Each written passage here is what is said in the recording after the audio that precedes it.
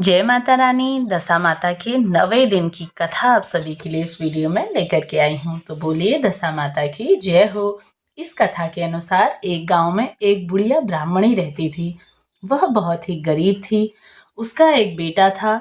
एक दिन वह अपने बेटे से बोली, बेटा कुछ ऐसा काम करो जिससे 4 पैसे की आमदनी हो और हम दोनों का जीवन निर्वाह हो। अब मेरे तो बुढ़ापे के कारण हाथ पैरों में कुछ नहीं बचा है। तब उसका लड़का गांव वालों के जानवर चराने लगा। एक दिन लड़का पशुओं को पानी पिलाने नदी पर ले गया। वहां पर महिलाएं स्नान करके दशा माता का डोरा ले रही थी। उनके पास एक डोरा बच गया। उनमें से एक स्त्री ने कहा कि इस लड़के से पूछो कि यह किसका है। तब एक स्त्री लड़के के पास जाकर पूछने लगी, तुम्हारे घर में कौन कौन है? लड़के ने बताया कि केवल मेरी बूढ़ी माँ है। स्त्रियों ने लड़के को एक डोरा देते हुए कहा, तुम इसे ले जाकर अपनी माता को दे देना और कहना कि इसका पूजन करे और व्रत करे। हम तुम्हें सीधा और पूजा की सामग्री भी देते हैं। फिर सभी स्त्रियों ने उसे सीधा भी दिया।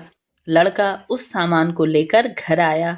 उसने दरवाजे से माँ को पुकारा कि माँ ठहरी हो, उतार लो, मैं बोझ में दबा जा रहा हूँ। उसकी माँ बहुत प्रसन्न हुई। माँ ने बेटे से पूछा, यह सब कहाँ से लाए हो? तब लड़के ने कहा, माँ को यह समाचार सुनाया कि दशा माता का जो डोरा है वह मुझे नदी किनारे स्त्रियों ने दिया। तब बुढ़िया ने डोरे को लेकर माथे से लगाया और उसी दिन से व्रत करने प्रारंभ करे। 9 दिन तक कथा कहानी सुनी। 10वें दिन उसने डोरे की पूजा की और वह देहरी के बाहर गोबर से लीप रही थी कि उसी समय एक गरीब बुढ़िया आकर बोली, क्या कर रही हो बहन? उसने जवाब दिया कि आज मेरे घर पर दशा माता का पूजन है, इसलिए लीप रही हूँ। उस बुढ़िया रूपी दशा माता ने कहा, मुझे तो बहुत प्यास लगी है, थोड़ा पानी पिला सकती हो? इस पर लड़के की माता बोली, मैं तो इस मिट्टी के बर्तन से पानी पीती हूँ। मेरे यह लोटिया कुछ नहीं है। तुम तो पानी किस में भर के दूं? एक कटोरा ही है मेरे पास, पता नहीं वह कहाँ पड़ा है। जरा तुम ठहरो, मैं कटोरी में लेकर के आती हूँ, तब तुमको पिलाऊंगी। इस पर बुढ़िया हाथ धोकर अंदर कटोरी लेने गई।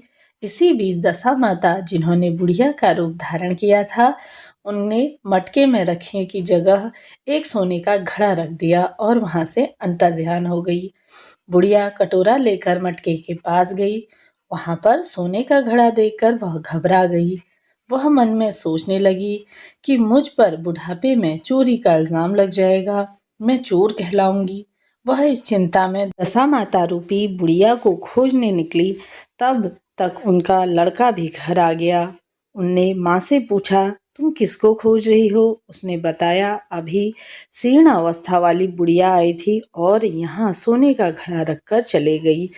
लड़के ने बताया, वही तो दशा माता हैं, उन्होंने तुमको यहाँ घड़ा दिया है।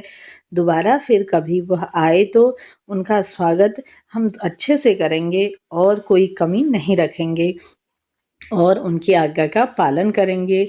जब तुम नदी पर नहाने जाओ तो तुम्हें नदी घाट पर भी जो चीज मिले उसको दशा माता का दिया हुआ प्रसाद समझकर ले लेना। किसी से यह पूछताछ मत करना कि यह चीज किसकी है, यह कहाँ से आई। बुढ़िया नदी में नहाकर बाहर निकली तो उसे सोने का घड़ा भरा दिखाई दिया और उसके पास ही अच्छे वस्त्र रखे थे। बुढ़िया ने कपड़ों को पहन लिया और घड़े को हाथ में लेकर चलते हुए आ गई। तब 4 कहार एक डोली लेकर उसके पास आए। कहारों ने उसे डोली में बैठाया और कहा, बुढ़िया जब घर पहुंची तो उसने देखा कि वहां तो एक आलीशान महल खड़ा हुआ है।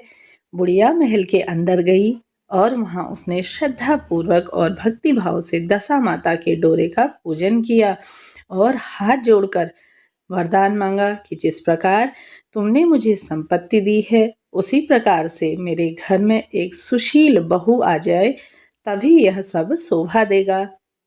इसके बाद कुछ दिनों बाद लड़के का विवाह हो गया और बहुत ही सुंदर व सुशील बहू घर आ गई। बुढ़िया ने दोबारा दशा माता से वर मांगा कि जैसे मेरे बहू बेटे सुशील और सज्जन हैं, उसी प्रकार से पौत्र पाऊं। कुछ दिनों बाद बुढ़िया के यहाँ एक पौत्र रूपी रत्न पैदा हो गया। एक दिन बुढ़िया ने अपनी बहू को पास बैठाकर समझाया कि मेरी यह संपत्ति दशा माता के प्रदान की हुई है। उन्हीं की कृपा से तुम इस घर में आई हो। मेरे नहीं रहने के बाद यदि कोई मेरे कुलेचे कपड़े धारण किए बुढ़िया तुम्हारे घर पर आए तो उसे आंचल के छोर से पोंछला और घिन मत करना। उससे प्रार्थना करना, यह उसका ही दिया हुआ है। जब भी दशा माता का डोरा लेना हो तब उसको तुम भी अवश्य धारण करना, श्रद्धा पूर्वक उसकी पूजा करना। जब भी तुम्हारे ऊपर संकट आए और जिस प्रकार से सुहागिनों को न्योता देना, दशा माता की कृपा से तुम्हारी सब इच्छाएं पूर्ण होंगी। कुछ दिनों के बाद बुढ़िया का स्वर्गवास हो गया। दशा माता ने सोचा कि बुढ़िया के घर का चलकर देखा जाए कि उसकी बहू सास के वचनों का पालन करती है या नहीं। एक दिन दशा माता ने वृद्धा भिखारिन का वेश धारण करके उसके घर आ गई। उसने देखते ही बहू खड़ी हो गई। उसने पांव छुए और बालक को उसकी गोद में डाल दिया। उसकी श्रद्धा भक्ति से दशा माता बहुत ही प्रसन्न हुई। उन्होंने आशीर्वाद दिया कि तेरी धर्म बुद्धि है, भगवान तेरा सदैव ही कल्याण करेंगे, भंडार भरपूर रखेंगे, तो जो इच्छा करेगी वह तुझे अवश्य ही प्राप्त होगी। दशा माता ने जैसी उस बुढ़िया पर ब्राह्मणी पर कृपा करी, वैसे ही हे दशा माता सभी भक्तजनों पर जो भी आपका व्रत धारण करते हैं, व्रत कथा सुनते हैं। दूसरी कथा कुछ इस प्रकार से है। तो जैसा कि एक सास और बहू थी। एक दिन सुबह सुबह सास ने बहू से कहा, जाओ आग लाकर भोजन बनाओ, बड़ी ही भूख लगी है। बहू हाथ में कंटी लेकर आग लेने गांव चली गई। उस दिन गांव भर में दशा माता की पूजा थी, इसलिए किसी के यहाँ से भी उसे आग नहीं मिली। वह खाली हाथ लौट आई। साय होने पर वह पड़ोसन के पास जाकर बोली, मेरी सास तो दशा माता का डोरा नहीं लेती, परंतु अब की बार मैं डोरा लेना चाहती हूँ। मुझे पूजन की विधि बता दो। दोबारा जब डोरा लेने का समय आया तो बहू ने सास को बिना बताए ही दशा माता का डोरा ले लिया। 9 दिन तक वह किसी न किसी बहाने पड़ोसन के घर जाकर कथा सुनती रहती। 10वें दिन उसे चिंता सताने लगी कि अब मैं पूजा कैसे करूंगी। वह मन ही मन दशा माता का ध्यान धरकर सोचने लगी कि आज सास कहीं बाहर चली जाए और मैं शांतिपूर्वक पूजा कर सकूं। तभी दशा माता की कृपा से सास बहू से बोली, मैं आज खेतों में जा रही हूँ, यदि मुझे आने में देर हो जाए तो तुम मेरे लिए खेत पर ही खाना ले आना। बहू के मन की मुराद पूरी हो गई। वह तो यही चाहती थी। उसने सास से कहा कि आप निश्चिंत होकर जाइए, घर का सारा काम मैं निपटा लूंगी। सास के जाते ही बहू ने स्नान किया, दशा माता की पूजा की। इसके बाद वह पूजा की सामग्री मिट्टी के गोले में रखकर उसे सिलाने के लिए ले जाने लगी। इतने में ही सास खेतों से वापस आ गई। सास को देखकर बहू ने जल्दी से उस गोले को मटकी में छिपा दिया। इसने सोचा कि उचित समय मिले तो गोले को दही से निकालकर विसर्जित कराऊंगी। सास ने आते ही बहू से कहा, तुम मुझे खाना देना क्यों नहीं आई? अब तक क्या कर रही थी? बहू ने कहा कि आज तो मैंने अपने बाल धोए थे, इन्हें सुखाने में बहुत देर हो गई, इस कारण भोजन बनाने में देर हुई। तो आप फिक्र मत कीजिए, मैं थाली लगाती हूँ, आप गुस्सा त्याग कर भोजन करिए। सास का गुस्सा ठंडा हुआ, वह पैर धोकर चौकी में बैठी। तब उसका बेटा भी आ गया, वह भी माता के साथ भोजन करने बैठ गया। सास भोजन करके उठना ही चाहती थी कि उसका बेटा बोला, मुझे तो दही चाहिए। सास ने बहू से दही देने के लिए कहा। बहू बोली, मैं तो रसोई में हूँ, आप ही इन्हें दही दे दीजिए। सास हाथ पैर धोकर दही लेने गई, परंतु जैसे ही उसने छाछ की मटकी उठाई तो उसमें कुछ खड़खड़ाने की आवाज़ आई। उसने हाथ डालकर देखा तो उसमें एक बड़ा सोने का गोला मिल गया। सास ने आश्चर्य से बहू से पूछा, इस छाछ की मटकी में यह सोने का गोला कहाँ से आया? इसे तुम कहाँ से चुरा लाई हो? यहाँ क्यों छिपाया है? मैं समझ नहीं पाई कि वह वजह क्या है।